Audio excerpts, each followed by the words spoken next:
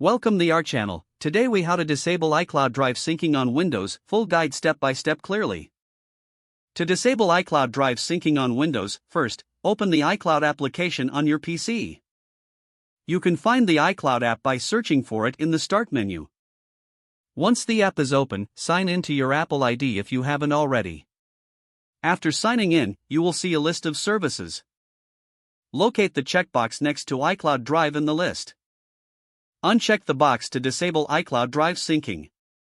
A dialog box may appear asking you to confirm your choice. Click on the Yes or OK button to confirm. The iCloud Drive will now stop syncing files on your Windows PC. If you want to remove any files previously synced, go to File Explorer.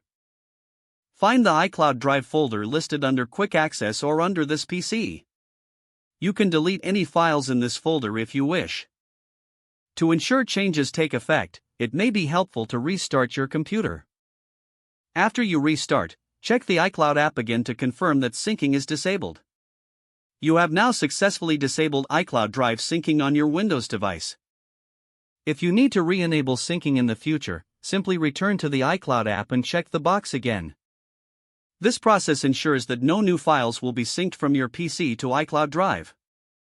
You can always access iCloud files through the web interface if needed.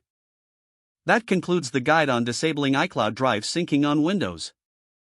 If the page does not load, refresh the browser or try again in a private or incognito window. Make sure you are using the correct email address, then retype it carefully to avoid small typos. If your password is not accepted, use the reset option and create a new strong password you can remember. Check your spam folder for verification or security emails, then complete any requested confirmation steps. Enable two-factor authentication if available to improve account security and reduce unauthorized access risk.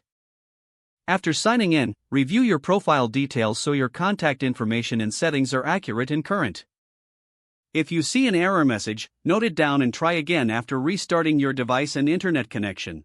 Log out when you finish, especially on shared devices, to keep your account and payment information secure. If the page does not load, refresh the browser or try again in a private or incognito window. Don't forget to like this video and subscribe to our channel for more step-by-step tech guides.